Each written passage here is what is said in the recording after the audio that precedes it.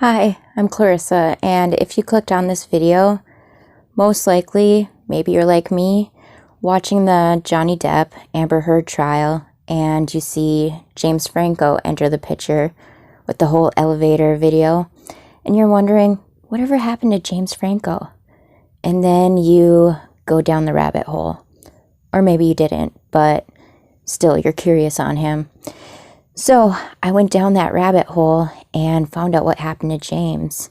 So if you're still interested in watching, stay tuned. But first, if you could like and subscribe, I'd really appreciate it. So let's continue. Okay, first I'm going to give a little backstory of James and then work up to the allegations and such. James Edward Franco was born April 19th, 1978, which makes him 44 years old and an Aries, if that, I don't know, matters. He's an American actor, filmmaker, and writer. He was nominated for an Academy Award for Best Actor for his role in 127 Hours. And that movie was based on a true story about this guy who got stuck in the Utah canyons. He fell and he got his hand stuck between a boulder and the rock wall, and was stuck for 127 hours until he literally had to cut his hand off. So it is a good movie. I recommend it. But if you're squeamish about stuff, maybe skip the chopping of the hand off. But Franco is known for his roles in films such as the Spider-Man trilogy, Milk, Eat, Pray, Love, Rise of the Planet of the Apes, Spring Breakers, which I really didn't understand, but maybe that's just me. Oz the Great and Powerful. He's also known for his collaborations with Seth Rogen. They have appeared in 8 films together and 1 TV series. Some films include Pineapple Express, This Is the End, Sausage Party, The Disaster Artist, in which he won a Golden Globe for Best Actor. His first prominent acting role was on the short-lived ensemble comedy drama Freaks and Geeks. It went from 1999 to 2000, so essentially 1 season, but it developed quite the cult following. And, of course, Seth Rogen was in that as well. I think that's where they met and their relationship began. He won a Golden Globe for his title role in the TV biographical film James Dean, and received nominations for Screen Actors Guild and Primetime Emmy, which is huge. I'll give him that. Franco has taught film classes at New York University, University of Southern California, UCLA, Studio 4, Palo Alto High School, and Playhouse West. Okay, James is kind of known for his education, or tons of it, so I'm quickly going to go through that. He re-enrolled at UCLA in the fall of 2006 as an English major with a creative writing concentration. He received permission to take as many as 62 course credits per quarter compared to the normal limit of 19. And he was still acting while doing this as well. And then he received many of his credits from independent study for his involvement on the set of Spider-Man 3. Well, that kind of explains it. He received his undergraduate degree in June 2008 with a GPA of 3.5 to 4.0, which is pretty good. For his degree, Franco prepared his departmental honors thesis as a novel. Franco was selected as the commencement speaker at UCLA and was to speak at the ceremony on June 12, 2009. Several months before the commencement, as an editorial in the student newspaper questioned his caliber, and a student created a Facebook page protesting the choice. And then on June 3rd, Franco withdrew, citing a date conflict with location, pre-production on a film. Franco later moved to New York to simultaneously attend grad school at Columbia University School of the Arts for writing, New York University's Tisch School of the Arts for filmmaking, and Brooklyn College for fiction writing, while also attending the low residency MFA program for writers at North Carolina's Warren Wilson College for poetry. So there's a lot going on for him there. It's like, wow. And he received his MFA, Masters of Fine Arts, from Columbia University in 2010. As of 2010, Franco was studying in the PhD program in English at Yale University. He has also attended the Rhode Island School of Design. That's quite a resume for school. Okay, now we get into the sexual misconduct accusations and lawsuit. 2014. James Franco was known as this dude that took a lot of selfies. I know it sounds ridiculous, but he did. And I promise I'm going somewhere with this. And I remember that I read somewhere that guys that take a lot of selfies tend to be psychopaths. And I mean, it's probably a grain of salt. But anyway, I looked into it. And first of all, this is what James Franco said about selfies. A well-stocked collection of selfies seems to get attention, and attention seems to be the name of the game when it comes to social networking. In this age of too much information at the click of a button, the power to attract viewers amid the sea of things to read and watch is power indeed. It's what the movie studios want for their products. It's what professional writers want for their work. It's what newspapers want. Hell, it's what everyone wants. Attention. Attention is power. Which, that's pretty powerful. And then back to the psychopath thing. According to a new study led by Ohio State University professor Jesse Fox, men who post a lot of selfies to the web tend to exhibit higher levels of narcissism and psychopathy. So, to all the gym rats posting mirror selfies and the guys behind the wheel in shades giving a what up look, you may have a problem. That's more like, I believe in narcissism, but that's pretty much it. So anyway, 2014, there is a 17-year-old girl named Lucy Claude, who is actually from Scotland. She posted screenshots of alleged messages between her and Franco on Instagram. Messages showed that Franco, who was 35 at the time, tried to meet her in a hotel room after she told him she was 17.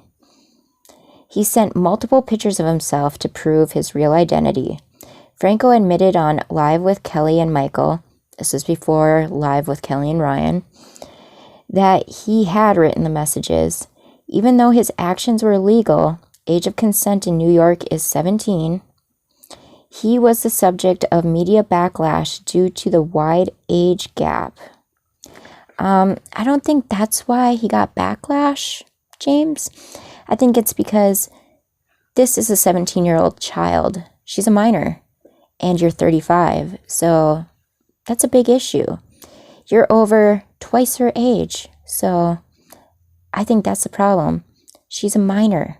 She's not an adult, James. Like, wow. So he initially responded to the scandal by tweeting, this is ridiculous, but I hope parents keep their teens away from me. Thank you. Who responds to something so, I don't know, I take it as serious, but that just seems like an asshole-ish way to respond to something like that, but what do I know? I'm not in PR. He later stated he was embarrassed and that he had learned his lesson. At the 2018 Golden Globe Awards, Franco wore a Time's Up pin in solidarity with the Me Too movement to protest sexual harassment against women. His pin drew criticism on social media from actress Ali Sheedy. She was in The Breakfast Club. I can't think of her name, but she was like the weird girl that was kind of had a crush on Emilio Estevez or whatever, who hinted that she had quit acting after working with Franco on a play. A former girlfriend, Violet Paley, also alleged that he once forced her to give him oral sex in a car while they were dating. And then on January 9th, 2008, the New York Times, citing the allegations, canceled a planned event with Franco. Okay, I'm going to get further into this in a little bit, but initially I'm just going to go over this, kind of gloss over it. But on January 11th, which is my son's birthday, 2018, the Los Angeles Times reported that 5 women were accusing Franco of inappropriate or sexually exploitative behavior during the period when Franco was serving as their acting teacher or mentor. One former student stated that Franco would always make everybody think there were possible roles on the table if we were to perform sexual acts or take off our shirts in his projects. That is horrible. That's just abuse of power. Another alleged that Franco had sex scenes class and removed students' vaginal guards.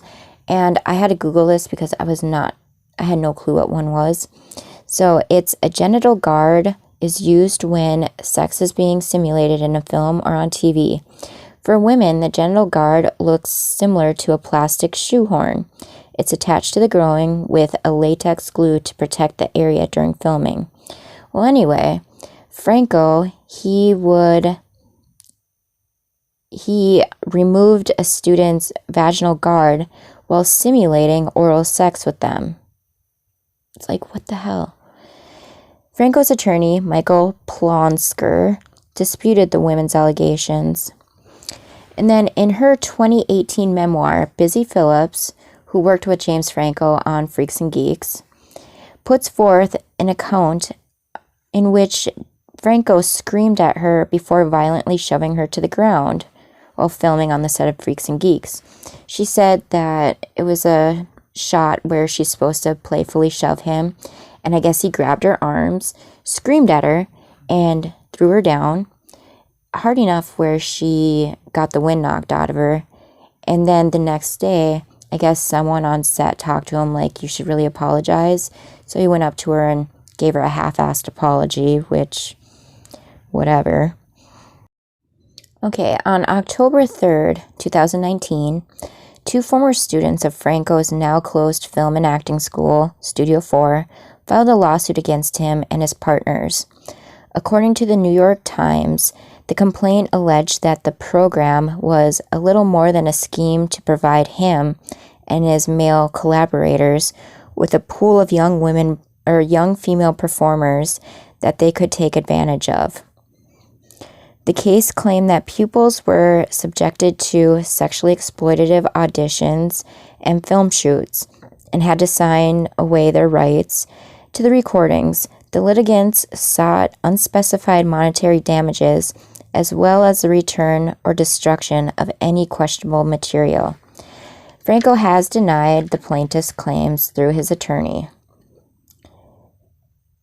On February 21, 2021, it was reported that the lawsuit was settled, and according to documents filed on February 11th, both students had agreed to drop their individual claims. The deal was submitted for preliminary court approval by March 15th, 2021.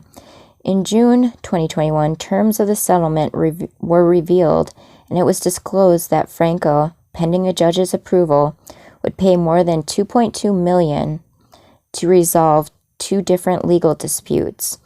One by the 2 women who cited sexual exploitation. They will receive $894,000, and another class action plaint by approximately 1,500 Studio 4 students who maintain that they were defrauded. In the 2019 lawsuit, Tither, Kaplan, and Gall claimed Franco and his business partners engaged in widespread inappropriate and sexually charged behavior towards female students by sexualizing their power as a teacher and an employer by dangling the opportunity for roles in their projects. That is horrible. I'm just saying that. According to court documents previously obtained, Tither, Kaplan, and Gall, I think it's Gall, also alleged that the circumstances led to an environment of harassment and sexual exploitation both in and out of class. As part of the deal reached this year, Tither Kaplan and Gall agreed to drop their individual claims. Franco admitted to Cagle, "I did sleep with students. Over the course of my teachings, I did sleep with students, and that was wrong. But like I said, it's not why I started the school, and I wasn't the person that selected the people to be in the class, so it wasn't a master plan on my part. But yes, there were certain instances where, I was a consensual thing with a student. I shouldn't have done it." He later added of his past thinking, "At the time, I was not clear-headed, as I've said, so I guess it just comes down to my criteria was like, I think it's cool, we're all adults." So Franco taught a master class on sex scenes. I wonder what that would be like. I don't know, to just drop in and see a class. I don't know. Among these allegations is that the actor pushed students into performing increasingly explicit sex scenes on camera in an orgy-type setting. It asserts that Franco sought to create a pipeline of young women who were subjected to his personal and professional sexual exploitation in the name of education, and led students in the course to believe that role opportunities in Franco's films would be available to those who went along. That's horrible if he made these women think that if you just take off your shirt or just go along with this sexually explicit scene that I'm going to record, that next time I have a project, you're in. That's so sad to me. Okay, actress Charlene Yee. I know her best as Park on House, season 8. Well, she worked with Franco on The Disaster Artist, claimed in April 2021 that after trying to quit the film over the allegations, they were offered a bigger role by filmmakers. Yee viewed this enticement as an attempted bribe and also accused Franco's longtime co-star Seth Rogen of enabling his behavior. A month later, Rogen commented on the allegations against Franco, expressing doubts that he would ever work with him again. So, let's see first of all, this is a quote from James Franco. "He was my absolute closest work friend," Franco said of Seth Rogen, who earlier this year distanced himself from. "What I can say is that I despise abuse and harassment, and I would never cover or conceal the actions of someone doing it, or knowingly put someone in a situation where they were around someone like that." Okay, I would like to believe that, but James and Seth have been really close friends for 20 years. You can't tell me that Seth didn't know something was up with James, that he knew about his creeperness or something. That's how I see it. It's like, and usually when there's a big public statement like this, severing ties in, the public, it's usually to save their image and just to, publicly announce that, hey, I don't agree with this guy. Whatever he does, don't associate it with me type thing. But it's like, you have to look. They were really good friends for 20 years, so take what you will out of that one. Okay, and what's sad is, I saw an article from 2018, I think before all this erupted about James, but it was about Lucy Claude, the 17-year-old Scottish girl. Well, she said, it was 4 years since the incident, and Miss Claude revealed she is still receiving hateful online abuse from trolls. In April 2014, Franco, then 35, pursued the Scottish schoolgirl after she posted pics of him on Instagram. Okay, we knew this. And then, but yeah, basically, she said that she's still getting hateful messages 4 years after the fact at 21. Be interesting now that it's been 4 years since that article was written, and, since, I don't know, the implosion of James Franco, basically. But another little fact I'm going to throw in here. James Franco was named Sexiest Man Living in 2009 by Salon, which is an American politically progressive / liberal news and opinion website, which I found interesting. And then he said that he was never faithful with anyone he dated in the past, except for his new girlfriend. Well, I wouldn't say she's new, but Isabel Paxad, I think that's how you say it. And they've been together since early November 2017. She was born January 2nd, 1993, so she is 29 years old. She's a famous actress, internet personality, model, celebrity partner. I don't know what that means. Media face and social media star. I never heard of her, so. But he could never be faithful to anybody. Franco said he became completely blind to power dynamics or anything like that, but also completely blind to people's feelings. I didn't want to hurt people. In fact, I wasn't really a one-night stand guy. People that I got together with or dated, I'd see them for a long time, years. It's just that I couldn't be present for any of them. And that behavior spun out to a point where I was like, I was hurting everybody. And then he said at one point he was an alcoholic, but he went into recovery for that. And then, I don't know, to fill that void, he became a sex addict and was a sex addict for the next 20 years.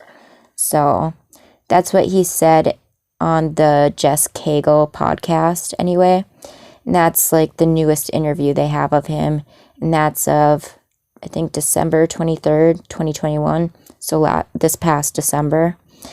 So that is pretty much it. Chronicling James Darko's.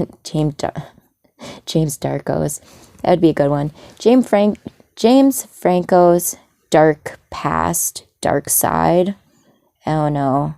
James Franco's a pukey creep. I don't know. So if you like this video, I would appreciate a thumbs up. If you want to subscribe, because I'm thinking of doing a lot more pop culture. I like doing pop culture. So anything you want me to cover next, I don't know, put it in the comment section. I don't know. I love pop culture and telling stories of, I don't know, celebrities, their salacious whatever. So anyway, I hope everyone has a great day. This is my last day at 35. I will be 36 tomorrow. That's insane and scary. It's like, do I officially get to have a midlife crisis now? Because, but anyway, I hope everyone has a great one. And as always, don't be an asshole. Bye, guys.